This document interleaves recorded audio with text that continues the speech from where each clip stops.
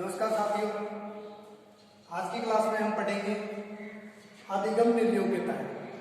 क्या होती है अधिगम की निर्योग्यताएं? निर्योग्यता को जैसे हम अधिगम कर रहे हैं लेकिन किसी कारण से हम अधिगम नहीं कर पाते। हम अधिगम नहीं कर पाते। जैसे लिख रहे हैं लेकिन लिख नहीं पाते, पढ़ रहे हैं लेकिन पढ़ नहीं सकते, पढ़ रहे हैं तो भी गलत पढ़ रहे हैं। जैसे मान लीजिए पढ़ने को आपको दिया जाए कि लड़की, अब लड़की को आप पढ़ रहे हैं लकड़ी, लड़की को आप पढ़ेंगे क्या? लकड़ी। ये लिखा हुआ है लड़की, और अब आप क्या पढ़ेंगे इसको? लकड़ी। तो ये क्या है? पठन संबंधी विकार है, पठन संबंधी विकृति है, पठन संबंधी असक्षमता है। इसी को कहते हैं हम अधिगम की निर्योग्यता। लिखना चाहते हैं, आपका हाथ कर रहा है, यूं कर रहा है आपका हाथ, ये क्या है? लेखन संबंधी विकार है। गणित के अंदर 1 2 3 4 5 ये आप लिख नहीं पा रहे, लिखा हुआ उसे पढ़ नहीं पा रहे आप, ये क्या है? गणितीय अधिगम संबंधी विकार। आप किसी को अपनी बात समझा नहीं पा रहे, कौन सी है? भाषा संप्रेषण संबंधी विकार। आपकी तातु ये चिपका हुआ है, आप शुद्ध उच्चारण नहीं कर पा रहे, कौन सा विकार? भाषा संबंधी विकार। तो अधिगम निर्योग्यताएं किसे कहते हैं? पढ़ने लिखने बोलने में असक्षमता प्रकट हो, उसी को बोलते हैं अधिगम की निर्योग्यता।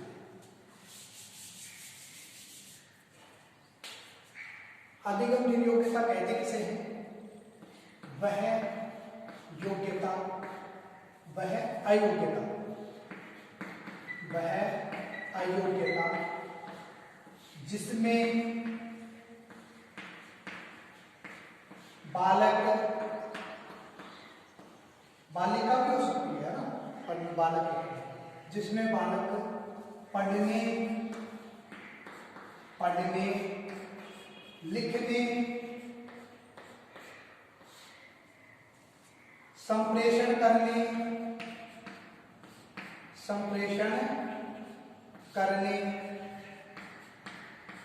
संबंधी, संप्रेषण करने संबंधी अयोग्यता को प्रकट करते हैं। इसको अयोग्यता को प्रकट करते हैं,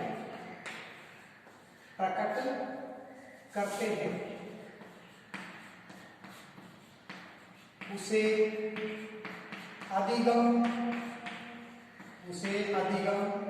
निर्योग्यता या अधिगम असक्षमता कहते हैं, असक्षमता कहते हैं।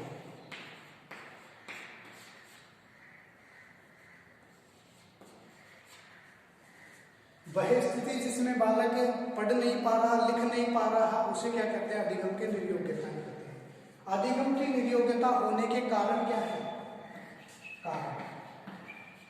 कारण पर हम बात करें तो कारण होते हैं तंत्रिका, तंत्र संबंधित कारक होते हैं। जैसे हम कांप रहे हैं, तुतला रहे हैं। मनोवैज्ञानिक कारण भी होते हैं, जैसे डर के कारण नहीं बोल पाना। जैसे गुरुजी ने पूछा, बताइए भारत की राजधानी कहाँ है? दिल्ली। दिल्ली बताने में भी आप डर रहे हैं, ऐसा लग रहा है आपको जैसे कोई मारेंगे, है ना। डर के कारण आपको वो दिल्ली शब्द नहीं निकल पा रहा है ना, दिल्ली इस प्रकार से आप बोल रहे हैं। किसके कारण? डर के कारण। तो आपने कभी ना अधिगम की निर्योग्यता। तो कारण में देखिए, कारण में पहला आता है तंत्रिका तंत्र संबंधी,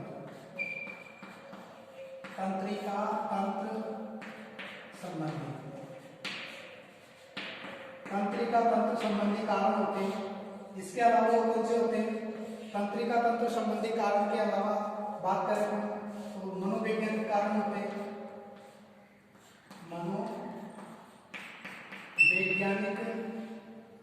मनोवैज्ञानिक कारण होते हैं। मनोवैज्ञानिक कारण कौन से? जैसे डर वगैरह है, यहाँ लिख देता हूँ, डर, तनाव। भाई डर के कारण भी, तनाव के कारण भी हम तनाव ग्रसित हैं, बोलना कुछ और चाहते हैं, बोल कुछ और रहे हैं। तीसरा आता है इसमें ज्ञान के अभाव के कारण, ये अज्ञान के कारण, अज्ञान के कारण अज्ञान के कारण भी हम क्या करते हैं, अधिगम की निर्योग्यताएं करते हैं, है ना। और शारीरिक असक्षमता के कारण, शारीरिक असक्षमता के कारण,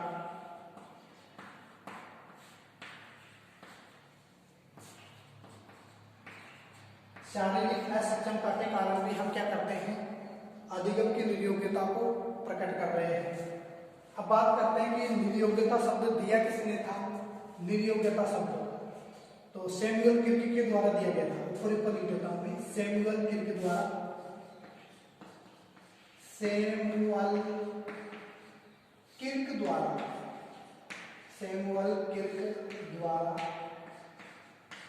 1963 में, कब दिया गया था, 1963 ईस्वी में ये शब्द दिया गया था।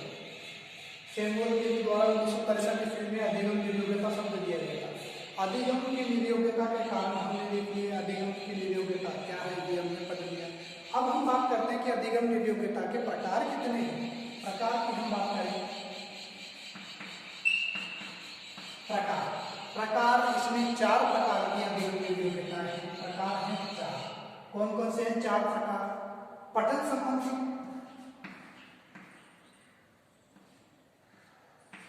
पठन लेखन,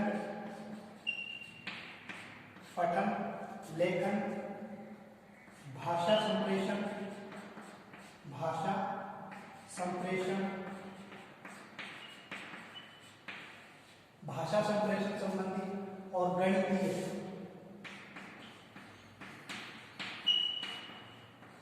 और गणितीय संबंधी विकार। तो इस प्रकार से ये 4 प्रकार हो गए, 1, 2, 3 और 4। ये 4 प्रकार के क्या है, अधिगम निर्योग्यताएं हैं। इन 4 प्रकार में भी अन्य प्रकार भी आएंगे। सबसे पहले अपन बात करते हैं पठन संबंधी विकार की। किसकी बात करेंगे, पठन संबंधी विकार, पठन संबंधी विकार, पठन संबंधी विकृति। पठन संबंधी विकृति में क्या आता है, पठन संबंधी विकृति में नंबर 1 पर है। पठन संबंधी विकृति नंबर 1 पर आता है डिसलेक्सिया।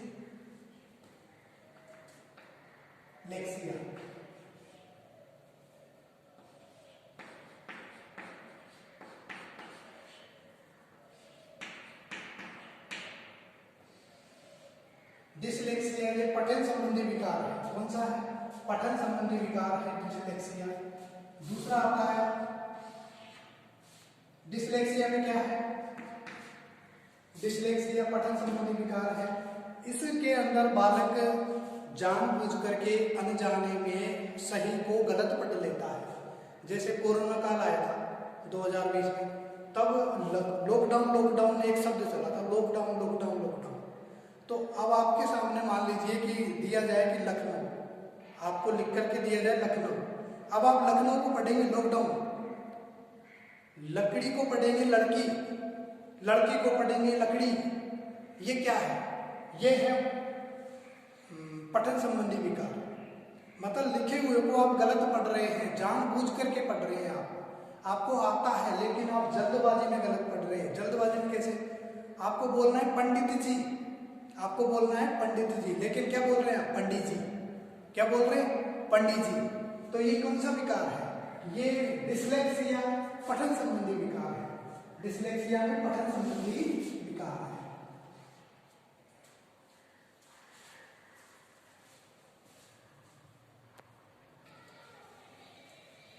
हाँ, तो हम बात कर रहे थे पठन संबंधी विकृति के बारे में।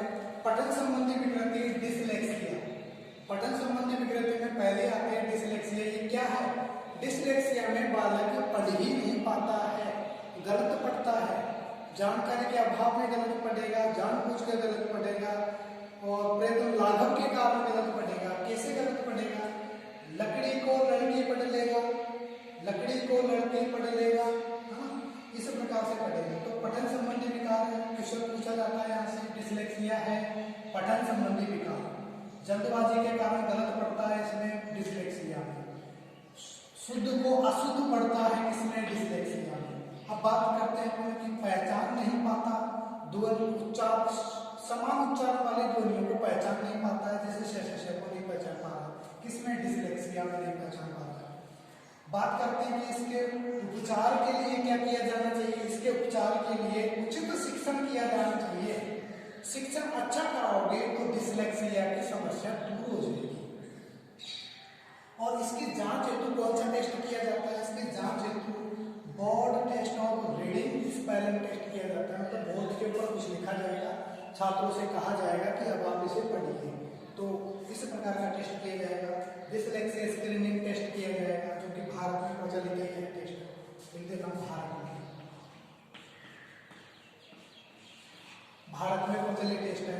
अब बात करते हैं एलेक्सिया की। एलेक्सिया क्या है, एलेक्सिया भी एक प्रकार का पठन संबंधी विकार ही है। कौन सा है, एलेक्सिया पठन संबंधी विकार है। इसमें क्या करता है, बालक पढ़ नहीं पाता है, बालक पढ़ नहीं पाता। जैसे तालु का चिपका होने के कारण, जैसे अपनी जीभ है, जीभ के जस्ट नीचे क्या है, तालु, यदि ये चिपकी हुई है तो आप बोल नहीं पाएंगे, आप किसी चीज को शुद्ध पढ़ नहीं पाएंगे। यदि आपको ज्ञान नहीं है तो कौन सा है, हाइपरलेक्सिया। ज्ञान नहीं है तो आप पढ़ नहीं सकते। और यदि आप में कोई तंत्रिका तंत्र संबंधी विकार है, शारीरिक विकार है, तो आप एलेक्सिया के कारण पढ़ रहे हैं, तो आपने कौन सी लिख रहती है, एलेक्सिया। तो पूछ लेते हैं यहाँ से, पठन संबंधी वह विकार जिसमें बालक तंत्रिका तंत्र से संबंधित समस्या होने के कारण पढ़ नहीं पाता है, तो कौन सी है, एलेक्सिया। कौन सी है, एलेक्सिया। पूछ लेते हैं कि किसका उपचार संभव नहीं है, एलेक्सिया का संभव नहीं है। आप कितनी ही कोशिश कर लीजिए, कितना ही ज्ञान दे दीजिए, बालक नहीं बोल पाएगा, नहीं पढ़ पाएगा। क्यों, उसका तालु चिपका हुआ। आपकी जीभ काट दी जाए तो आप पढ़ पाओगे क्या, नहीं पढ़ पाओगे। आपकी जीभ काट दी जाए तो पढ़ सकते हो, नहीं पढ़ सकते। हाइपरलेक्सिया, आपको ज्ञान ही नहीं है, आप अज्ञानी हैं, तो आप नहीं पढ़ सकते।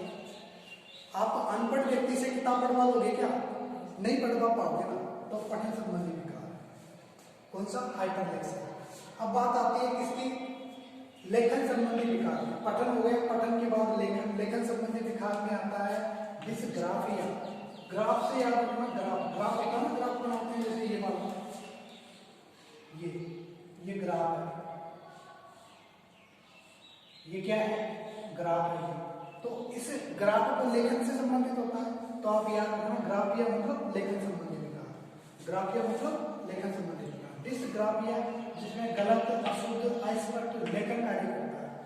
लिखेगा तो ऐसा लिखेगा जो खुद लिख दे, लेकिन कुछ भी समझ में नहीं आवे, 10 दिन बाद पढ़े तो मास्टर के तो कहाँ से आवेगी। तो अशुद्ध लिखेगा, गलत लिखेगा, अस्पष्ट लिखेगा, यहाँ से लिखना चालू किया वहां चला गया लाइन, तो कौन सा है ये लेखन संबंधी विकार है। इसको शुद्ध किया जा सकता है, सही करवाया जा सकता है। किस प्रकार से, अभ्यास करो बार बार। आपको सुलेख दिया जा रहा है, छोटी क्लासों में हमने देखा सुलेख दिया जाता है। सुलेख मतलब अच्छे से लिखना, और अनुकरण रेख दिया जाता है कि आप इस राइटिंग को यहाँ पर नीचे उतारिए, इस लेख को नीचे उतारिए, ऐसा करवाया जाता है। क्यों, डिसग्राफिया की सही करने के लिए, इस विकृति को मिटाने के लिए। अब बात आती है डिस्प्रेक्सिया की। किसकी आती है, डिस्प्रेक्सिया। डिस्प्रेक्सिया में सूक्ष्म लेखन नहीं कर पाता है। सूक्ष्म लेखन जैसे कहो चित्र बना, ये नहीं बना पाएगा। क्यों, क्योंकि उसके हाथ कांपेंगे। जब हाथ ही कांपेंगे तो चित्र कहां से बनाएगा। तो ये तंत्रिका तंत्र से संबंधित है। कौन सा, डिस्प्रेक्सिया। यहाँ लिख देता हूं, तंत्रिका तंत्रिका तंत्र से संबंधित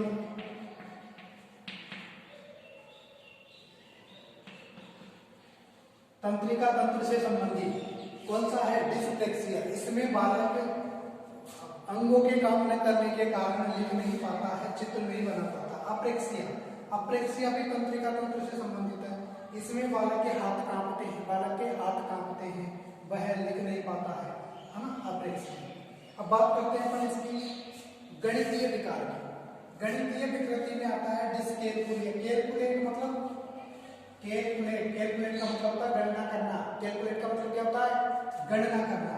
तो वह गणना नहीं कर पाएगा, अंक गणित का ज्ञान नहीं कर पाएगा, बालक गणना नहीं कर पाता, अंकगणित का ज्ञान नहीं कर सकता, तो कौन सा विकृति है? गणितीय विकृति। गणितीय में भी कौन सी? डिस्कैलकुलिया। गणितीय में कौन सी? डिस्कैलकुलिया। क्वेश्चन यहाँ से पूछा जा चुका है, वह अधिगम की निर्योग्यता जिसमें बालक गणना नहीं कर पाता है, तो कौन सी? डिस्कैलकुलिया। बात करें कि भाषा संप्रेषण से संबंधित अपेज्या डिसअपेज्या। अपेज्या और डिसअपेज्या। अपेज्या डिसअपेज्या क्या होता है? अपेज्या में बालक संप्रेषण नहीं कर पाता, हकलाने वाला बालक हकलाता है, तो बालक संप्रेषण नहीं कर पाएगा। बालक क्या नहीं कर पाएगा? संप्रेषण नहीं कर पाएगा। और डिस्पेजिया, इसमें बालक में विचार शक्ति नहीं बनेगी। क्या नहीं बनेगी? विचार शक्ति नहीं बनेगी। कैसे? कि जैसे मान लीजिए कि आपसे कोई प्रश्न पूछा गया, अब आप सोच ही नहीं पा रहे, तो कहाँ से जवाब देंगे? कहाँ से जवाब देंगे? तो ये डिस्पेजिया। तो क्या है? डिस्पेजिया, विचार नहीं कर पाता है बालक। क्या नहीं कर पाता? विचार नहीं कर पाता। अब बात करते हैं अपेक्सिया, अन्य विकृतियों के बारे में। अन्य विकृतियों में आते हैं डिस्थीमिया। डिस्थीमिया क्या है? ये तनाव ग्रसित रोग है। जब आप तनाव ग्रसित रहेंगे तो आप क्या नहीं कर पाएंगे? आप अधिगम नहीं कर पाएंगे, आप किसी को बात बता नहीं पाएंगे। जब आप तनाव ग्रसित रहेंगे तो डिस्थीमिया, तनाव ग्रसित। डिस्मोर्फिया, डिस्मोर्फिया में बालक को वहम हो जाता है, मेरा ये हाथ लंबा हो गया, मेरा कान बड़ा है, ये कान ये छोटा है, नाक मोटी है ना, ये मुंह चपटा है। इस प्रकार का जो वहम हो गया वो वहम हो गई। सर आप हम बात कर रहे थे डिस्थीमिया की। डिस्थीमिया क्या है? डिस्थीमिया एक तनावग्रस्त विकार है जिसमें बालक अधिगम नहीं कर पाता है। जैसे हम तनाव में रहें तो हम अधिगम नहीं कर पाएंगे। यदि मान लीजिए आपका माइंड अस्थिर है तो आप किसी को जवाब नहीं दे पाएंगे, आप सोच नहीं पाएंगे, आप तनाव में रहेंगे। तो ये डिस्थीमिया तनाव ग्रसित रोग है। डिस्मोर्फिया ये वहम का रोग है। किसका है? वहम का। ये तनाव का है, तनाव का, ये वहम का है। वहम हो जाना, जैसे मेरा हाथ बड़ा है, मेरी नाक मोटी है, मेरी आंखें चपटी है ना, और मैं मोटा हूँ, मैं लंबा हूँ, मैं पतला हूँ। इस प्रकार का आपको जो वहम हो जाए वो कौन सा है? डिस्मोर्फिया। बात करते हैं बुलिमिया। बुलिमिया किसको होता है? बुलिमिया जो रोग है, जो बीमारी है या अधिगम की निर्योग्यता है, क्या है ये ज्यादा भोजन ग्रहण करना। जैसे आप कहीं से आने चले गए, अरे बात तो दबा लो आराम से, दोबारा क्या पता मिलेगी नहीं, खा लो आराम से, रसगुल्ले गुलाब जामुन सब खाते रहो, आराम से खाओ, दबा के खाओ। तो आप क्या कौन सी के शिकार है? बुलिमिया के शिकार है। एनोक्सिया नर्वोसा ये महिलाओं में पाया जाता है। महिलाएं मोटी न हो जाए, ज्यादा मोटी नहीं हो जाए, इसलिए कम भोजन ग्रहण करती है। 4 रोटी खाने की डाइट होती है और खाती 1 रोटी है। तो क्यों? क्योंकि वह पतली होना चाहती है, उसमें एनोक्सिया नर्वोसा, जिसके कारण अधिगम निर्योग्यता हो जाती है। मान लीजिए आपने 1 रोटी खाई और आप पढ़ने बैठे, अब आपको तो भूख लग रही है, आपको भूख लग रही है, आप पढ़ नहीं पाओगे। ऑटिज्म रोग अब बहुत ही इंपॉर्टेंट आ रहा है। ऑटिज्म रोग, ऑटिज्म होता क्या है? ऑटिज्म एक ऐसा रोग है जिसे हम सेसम स्वलीनता, सेसम परायणता रोग के नाम से भी जानते हैं। किसके नाम से? सेसम स्वलीनता, सेसम स्वलीनता, सेसम स्वलीनता।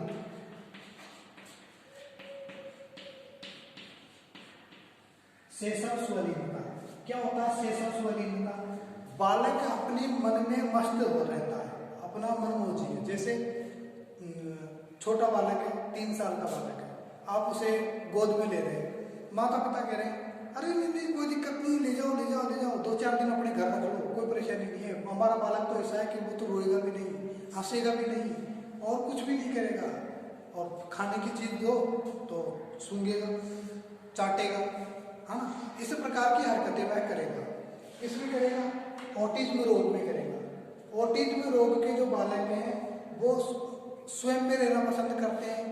इनकी विशेषताएं होती है कि स्वयं में रहेंगे और खाने पीने चीज की वस्तु को चाटेंगे, है ना, मुंह में रखेंगे, किसी की भी गोद में चले जाएंगे, ना तो रोएंगे ना हंसेंगे। भगवत गीता में एक बात पंक्ति लिखी हुई है, जो ना तो सुख में सुखी ना दुख में दुखी, उसको कहते हैं स्थित प्रज्ञ। तो ये स्थित प्रज्ञ नहीं है, स्थित प्रज्ञ ये रोग का शिकार है। और सेसव स्वलिनता या ऑटिज्म रोग ये कब जन्म ले लेता है? जन्म के समय इसमें होता किसी बालक में, लेकिन दिखाई कब देगा? 3 वर्ष की अवस्था के बाद दिखाई देगा। प्रकट 3 वर्ष के बाद। प्रकट कब होगा? 3 वर्ष के बाद। तो 3 वर्ष की आयु में प्रकट होगा, उससे पहले वो दिखाई नहीं देगा। दिखाई तो जब देगा जब वह व्यवहार करेगा, किसी वस्तु को चाटेगा, सूंघेगा, इस प्रकार से करेगा, तब पता लगेगा। ऑटिज्म रोग के लिए एक कार्यक्रम भी चलाया जाता है। कार्यक्रम का नाम है PECS कार्यक्रम। ऑटिज्म रोग के लिए कार्यक्रम चलाया जाता है जिसका नाम है PECS। पी से पिक्चर, ई से तात्पर्य एक्सचेंज, और सी से तात्पर्य कम्युनिकेशन, और एस से तात्पर्य system. Picture exchange communication system. ये PECS कार्यक्रम चलाया जाता है किसके लिए? ऑटिज्म रोग के ग्रसित बालकों के लिए। अब ऑटिज्म दिवस कब मनाया जाता है? 2 अप्रैल को ऑटिज्म दिवस मनाया जाता है।